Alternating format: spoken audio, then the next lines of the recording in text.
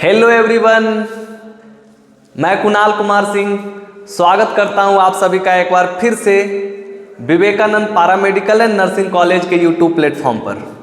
तो आज के इस सेशन में हम बात करने जा रहे हैं अस्थमा के। चलिए अब हम लोग देखते हैं अस्थमा। अस्थमा होता क्या है? तो सबसे फर्स्ट वन कि अस्थमा एक क्रोनिक डिजीज है। क्रोनिक मतलब कोई एक दिन में होने वाला बीमारी नहीं है, इसमें समय लगता है, ठीक है। और दूसरा कि अस्थमा में जो है वो इन्फ्लामेशन भी होता है। रेस्पिरेटरी सिस्टम के अंदर इन्फ्लामेशन होता है, इसलिए ये कैसा डिजीज है? तो ये इन्फ्लामेटरी डिजीज भी है। तो कैसा है? क्रोनिक भी है और दूसरा इन्फ्लामेटरी भी है, मतलब कोई एक दिन में होने वाला ये बीमारी नहीं है। तीसरा क्या है कि ये हाइपर सेंसिटिव होता है। हाइपर सेंसिटिव किस टाइप का होता है? तो टाइप 1 का होता है, जो किसके वजह से होता है? इम्यूनोग्लोबिन ई के वजह से होता है। एंटीबॉडी इम्यूनोग्लोबिन ई के वजह से हाइपर सेंसिटिविटी देखने को मिलता है, जिसको हम लोग टाइप 1 बोलते हैं, ठीक है। और उसके बाद फिर अस्थमा क्या होता है? तो अस्थमा ये रिवर्सिबल ब्रोंकोस्पाज्म है। रिवर्सिबल ब्रोंकोस्पाज्म का मतलब क्या कि रेस्पिरेटरी सिस्टम क्या होगा? चिपक जाएगा। रेस्पिरेटरी सिस्टम जो है वो चिपक जाएगा और फिर ये अपने आप खुल भी जाएगा। रिवर्सिबल मतलब अपने से चिपकेगा फिर खुल भी जाएगा, या ड्रग्स लेने के बाद या फिर थोड़ी देर के बाद खुद वो ब्रोंकोस्पाज्म जो है वो फिर से वो खुल जाएगा, इसलिए बोले इसको रिवर्सिबल ब्रोंकोस्पाज्म। तो रिवर्सिबल ब्रोंकोस्पाज्म कहाँ पे देखने को मिलेगा? जहाँ पे कार्टिलेज नहीं है। तो कार्टिलेज ट्रैके वाला पार्ट कार्टिलेज होता है, तो यहाँ पे आपको ब्रोंकोस्पाज्म नहीं देखने को मिलेगा। ज़्यादातर कहाँ देखने को मिलता है? ब्रोंक्यूल्स के अंदर। कहाँ पे देखने को मिलेगा? ब्रोंक्यूल्स के अंदर, ठीक है। तो ये कैसा होता है? तो रिवर्सिबल ब्रोंकोस्पाज्म होता है, मतलब कि चिपकेगा फिर खुल जाएगा, चिपकेगा फिर खुल जाएगा। तो ये कहाँ पे देखने को मिलेगा? जहाँ पे ब्रोंक्यूल्स प्रेजेंट है वहाँ पे ज़्यादातर देखने को मिलेगा। अब देखिए इसका काउज, अस्थमा का काउज क्या है? तो अस्थमा का काउज मेनली दो तरह का होता है। कौन कौन? एक इंड्यूसर जो इसको लाता है, जो सबसे फर्स्ट टाइम जो लाता है उसको बोलते हैं इंड्यूसर, और दूसरा ट्रिगर्स कि एक तो आता है और एक होता है जो लाने वाला होता है। तो जो लाने वाला होता है उसको बोलते हैं ट्रिगर्स, और जो लेके आता है उसको बोलते हैं इंड्यूसर। तो इंड्यूसर में क्या होता है? हेरिडिटी, मतलब अगर आपके माता पिता को है, अगर पेरेंट्स को है, तो वो खुद ब खुद उसके बच्चे में जाएगा, ठीक। तो वो हेरिडिटरी, तो ये इंड्यूसर वाला हो गया। और ट्रिगर्स मतलब जो बुलाने वाला। मान लिया कि उसके अंदर अस्थमा है, लेकिन अस्थमा है तो वो अस्थमा का अटैक आता है, तो कैसे आएगा? तो उसके लिए एक ट्रिगर होता है, कोई एक चीज जो उसको आने पे मजबूर कर देता है। तो जैसे में इनहेल एलर्जेन, जैसे बहुत लोग को एलर्जी होता है डस्ट से, बहुत लोग को एलर्जी होता है परफ्यूम से, तो ये सब जो होता है वो एक तरह का ट्रिगर होता है। वो किसके लिए? अस्थमा के लिए, ठीक है। अब एक देखिए, एक लिखा हुआ है कि most common cause of drugs of asthma is aspirin. अगर एस्प्रिन अगर कोई यूज कर रहा है तो उसके कंडीशन में अस्थमा देखने को मिलता है। अब चलिए इसका हम लोग पैथोलॉजी पे बात करते हैं कि इसका पैथोलॉजी क्या है। चलिए ठीक है, आगे देखते हैं पैथोलॉजी। चलिए अब हम लोग देखेंगे अस्थमा का पैथोलॉजिकल ट्रायड क्या है। पैथोलॉजिकल ट्रायड क्या है? Pathological triad of asthma. तो देखिए सबसे पहला चीज कि अस्थमा होता कैसे है, तो हम अभी थोड़ा देर पहले बताए थे काउज में कि एलर्जेन की वजह से होता है, ठीक। तो सबसे पहला चीज कि एलर्जेन अगर हमारा रेस्पिरेटरी सिस्टम में गया, सबसे पहला काम, अगर एलर्जेन रेस्पिरेटरी सिस्टम में गया तो सबसे पहला देखिए कोई भी पैथोजेन या कोई भी फॉरेन बॉडी अगर हमारे बॉडी के अंदर जाता है तो सबसे पहले एक्टिव कौन होता है? WBC। तो WBC में WBC का बहुत सारा पार्ट है, तो जैसा पैथोजेन जाता है उसी के हिसाब से हमारा WBC भी एक्टिव होता है। तो देखिए अगर एलर्जेन गया हमारे बॉडी में तो सबसे पहला WBC का इस्नोफिल जो है वो एक्टिव हो जाएगा, ठीक। एलर्जेन को देखा, इस्नोफिल जो है सो आ गया, और इस्नोफिल क्या करेगा? इम्यूनोग्लोबिन ई जो है बनाएगा। कौन? इस्नोफिल। इस्नोफिल किसको बना दिया? इम्यूनोग्लोबिन ई को बुला दिया, ठीक है। बनाता नहीं, मतलब इस्नोफिल जो है वो इम्यूनोग्लोबिन को एक्टिवेट कर दिया। अब क्या होगा कि इम्यूनोग्लोबिन जो है वो मास्ट सेल को बुलाएगा, और मास्ट सेल क्या करेगा? जब मास्ट सेल वहां पे पहुंचा तो मास्ट सेल फट जाएगा, और फट जाएगा तो इससे दो केमिकल रिलीज होगा। कौन कौन? हिस्टामिन और ल्यूकोट्राइन। कौन कौन? हिस्टामिन और ल्यूकोट्राइन। कौन बनाया? मास्ट सेल बनाया। मास्ट सेल को कौन बनाया? मास्ट सेल को कौन बुलाया? इम्यूनोग्लोबिन। इम्यूनोग्लोबिन को कौन बुलाया? इस्नोफिल बुलाया। इस्नोफिल को कौन बुलाया? एलर्जेन बुलाया। मतलब क्या कि एलर्जेन अगर हम इनहेल किए तो सबसे पहला चीज क्या होगा हमारे बॉडी में? इस्नोफिल बनेगा, और इस्नोफिल क्या करेगा? इम्यूनोग्लोबिन ई को बुलाएगा। इम्यूनोग्लोबिन ई क्या करेगा? मास्ट सेल को बुलाएगा, और मास्ट सेल क्या है? फट जाएगा।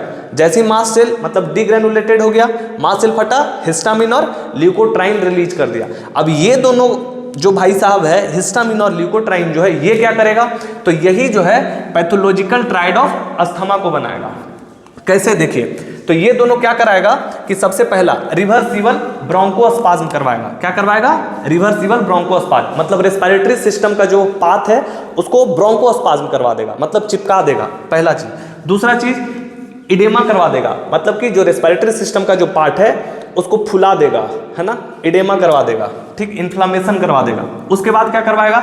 हाइपर सेक्रीशन ऑफ म्यूकस, मतलब कि ये जब होगा, ये कौन करवा रहा है ये सब? हिस्टामिन और ल्यूकोट्राइन। क्या करवा रहा है? Pathological triad of asthma. उसमें क्या क्या देखने को मिला? रिवर्सिबल ब्रोंकोस्पाज्म, मतलब जो रेस्पिरेटरी सिस्टम है उसको क्या करेगा, तो चिपका देगा।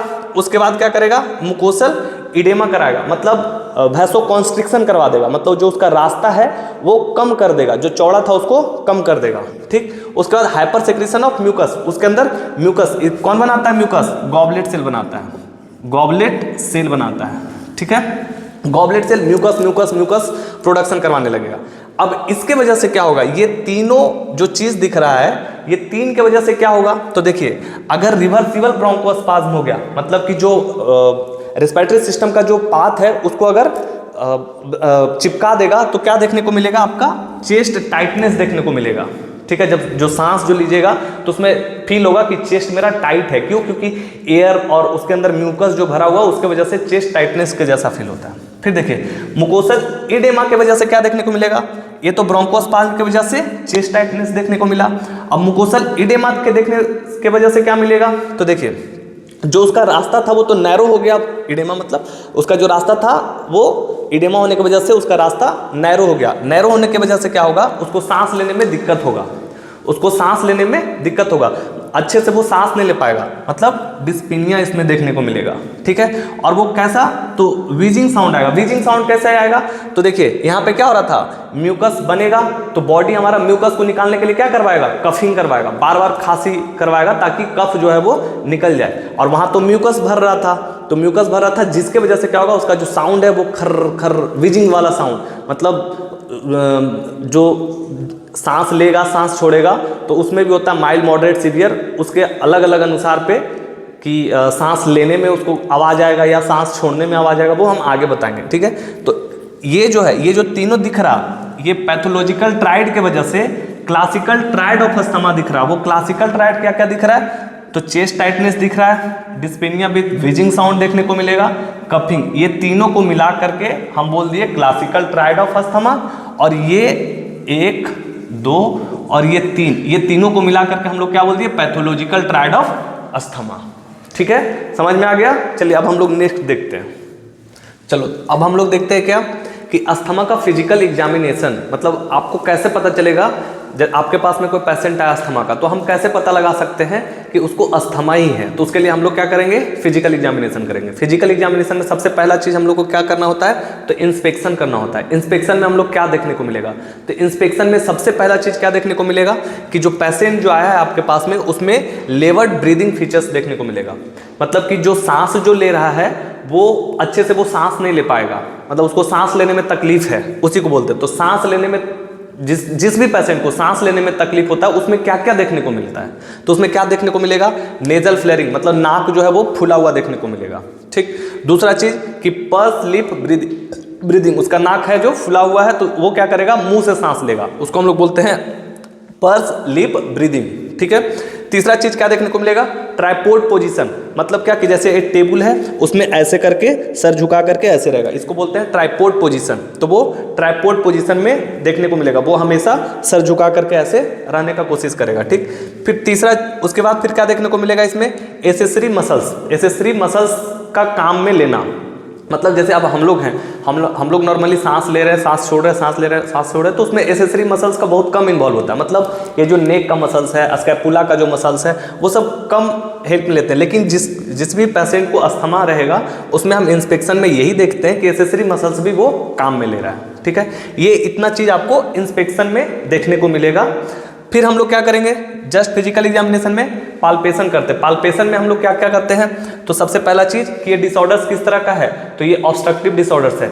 इसके अंदर क्या हो रहा था, म्यूकस ये सब का सेक्रेशन हो रहा था, जिसके वजह से क्या हो रहा है, उसको ऐसा लगेगा कि कुछ ना कुछ चीजें हैं जो सांस लेने और सांस छोड़ने में कोई तो ऑब्स्ट्रक्ट कर रहा है, कोई तो रोक रहा है। क्यों, क्योंकि जो रेस्पिरेटरी सिस्टम है वो ब्रोंकोस्पाज्म हो जा रहा था, मतलब रेस्पिरेटरी सिस्टम जो है वो चिपक जा रहा था, तो इसलिए वो क्या है, ऑब्स्ट्रक्शन डिसऑर्डर से। ठीक, दूसरा चीज और पाल्पिटेशन में क्या देखने को मिलेगा, हाइपर इन्फ्लामेशन ऑफ लंग्स। इस ये वाला कंडीशन में आपको क्या देखने को मिलेगा कि जैसे हम लोग नॉर्मली जो सांस ले रहे हैं सांस छोड़ रहे हैं, आराम से सांस ले रहे हैं आराम से छोड़ रहे हैं, लेकिन इसके केस में क्या होगा कि सांस तो चला जाएगा लेकिन वो सांस बाहर नहीं निकाल पाएगा, जिसकी वजह से क्या होगा कि सांस जो है वो लंग्स के अंदर भरा चला जाएगा, और वही जो भरा जाएगा तो क्या होगा, hyper inflammation of lungs, lungs के अंदर हवा जो है वो भरा हुआ देखने को मिलेगा। तीसरा चीज क्या कि चेस्ट मूवमेंट डिक्रीज, जैसे हम लोग जो सांस ले रहे हैं नॉर्मली, तो हम लोग सांस देखिए लेकर के जब देखते हैं तो क्या होता है, चेस्ट का मूवमेंट जो है वो ज़्यादा कम ऐसा देखने को मिल रहा है। लेकिन इसके कंडीशन में क्या देखने को मिलेगा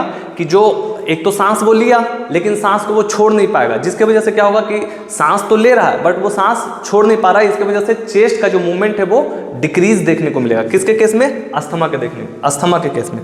और तीसरा चीज कि इसमें क्या होगा, टेक्सटाइल फर्मिटीज डिक्रीज, दैट मीन्स क्या, इसके अंदर म्यूकस बन रहा था, जब म्यूकस बन रहा था तो अगर हम लोग इसका वहां पे अगर कान लगा करके अगर सुनेंगे तो ऐसा लगेगा जैसे उसको हम लोग बोलेंगे 99 बोलने के लिए, तो बोलेगा 99, मतलब उसका जो देखेगा, जब वहां पे देखें तो ऐसे लगेगा जैसे कि वाइब्रेट कर रहा है। एयर में कभी कोई उतना वाइब्रेशन नहीं देखने को मिलता है जितना कि पानी के अंदर वाइब्रेशन ज़्यादा देखने को मिलता है। तो यहाँ पे क्या हो रहा है, एक्युमुलेशन ऑफ फ्लूइड, तो उसके अंदर क्या देखने को मिलेगा, वाइब्रेशन देखने को मिलेगा। ठीक, तो ये हम लोग पाल्पेशन में देखने को मिलता है। चलिए अब हम लोग आगे देखें। अब फिजिकल एग्जामिनेशन में नेक्स्ट हम लोग क्या देखेंगे, परकशन का मतलब क्या, जैसे मान लो कि कोई एक पेशेंट है आपके पास में अस्थमा का, तो आप उसको पहले थपथपा के मतलब टैपिंग करके उसके बाद उसका साउंड अगर हम लोग सुनेंगे तो कैसा देखने को मिलेगा, हाइपर रेजोनेंस। क्यों, क्योंकि देखिए नॉर्मल लंग्स का जो साउंड होता है वो कैसा होता है, रेजोनेंस होता है, बट अस्थमा के केस में कैसा देखने को मिलेगा, हाइपर रेजोनेंस। क्यों, क्योंकि उसके अंदर एयर भरा हुआ है, एयर जितना ज़्यादा भरा हुआ रहेगा उतना ही ज़्यादा हाइपर रेजोनेंस देखने को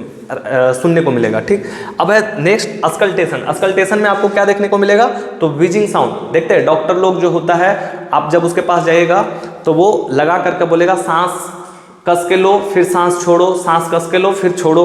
तो उस कंडीशन में वो क्या देखता है कि जो अस्थमा है वो माइल्ड है, मॉडरेट है या सीवियर है। तो पहला हम पहले बता रखे हैं कि अगर फ्लूइड प्लस एयर अगर भरा हुआ, अगर फ्लूइड अगर है तो उस कंडीशन में आपको व्हीजिंग साउंड देखने को मिलेगा। और इसमें तो म्यूकस का डिस्चार्ज हो रहा है, बार बार म्यूकस बन रहा था, बता ही रखे हैं ये, तो इसमें कैसा साउंड देखने को मिलेगा, व्हीजिंग साउंड देखने को मिलेगा। तो ये कैसा, माइल्ड, मॉडरेट और सीवियर। माइल्ड में कैसा व्हीजिंग साउंड आएगा, तो सिर्फ जिसमें वो सांस छोड़ेगा उसी समय व्हीजिंग साउंड सुनने को मिलेगा, जिसमें सांस लेगा उस समय नहीं मिलेगा, जिसमें सांस छोड़ेगा उस समय, तो उसको हम लोग क्या बोलेंगे, माइल्ड अस्थमा। और मॉडरेट में कब, मॉडरेट में इंस्पायरेशन और एक्सपायरेशन, मतलब जिसमें हम सांस ले रहे हैं उस समय भी व्हीजिंग साउंड सुनने को मिलेगा और जिसमें सांस छोड़ रहे हैं उस समय भी सुनने को मिलता है। सीवियर में क्या, तो सीवियर में जो होगा वो सडनली क्या होगा, जो व्हीजिंग साउंड है वो एब्सेंट हो जाता है। ठीक है, अचानक इतना ज़्यादा फ्लूइड भर जाता है कि उसके बाद साउंड ही आना बंद हो जाता है, तो इसको हम लोग बोलेंगे सीवियर वाला कंडीशन। चलिए अब हम लोग नेक्स्ट इसका मैनेजमेंट देखते हैं कि अस्थमा का मैनेजमेंट क्या होता है। चलिए अब हम लोग देखते हैं अस्थमा का मैनेजमेंट क्या दे सकते हैं। तो मैनेजमेंट सबसे पहला चीज़ कि इसको सांस लेने में प्रॉब्लम हो रहा था, तो हमको सांस लेने वो जो प्रॉब्लम हो रहा था उसी से बचाएंगे। ठीक है, तो क्या क्या कर सकते हैं हम लोग, तो क्या कर सकते हैं, इसमें दो तरह का हम लोग मेडिसिन चला सकते हैं। कौन कौन, एक ब्रोंकोडायलेटर और दूसरा एंटी इन्फ्लामेटरी। ठीक है, तो देखिए ब्रोंकोडायलेटर में हम लोग कौन कौन सा, जो रास्ता पिचक गया था उसको चौड़ा करना है, तभी तो फिर वो आसानी से सांस ले सकेगा। तो चौड़ा करने वाला हम लोग क्या क्या दवा दे सकते हैं, तो पहला बीटा एगोनिस्ट किसका काम करता है, ये सिंपैथेटिक नर्व पे काम करता है। सिंपैथेटिक नर्व क्या करेगा, रास्ता को चौड़ा कर देगा। ठीक है, और ये एंटीकोलिनर्जिक पारासिम्पैथेटिक पे काम करेगा, मतलब जो रास्ता पिचक रहा था उसको रास्ता को पिचकने नहीं देगा, तो वो कौन काम करेगा, एंटीकोलिनर्जिक।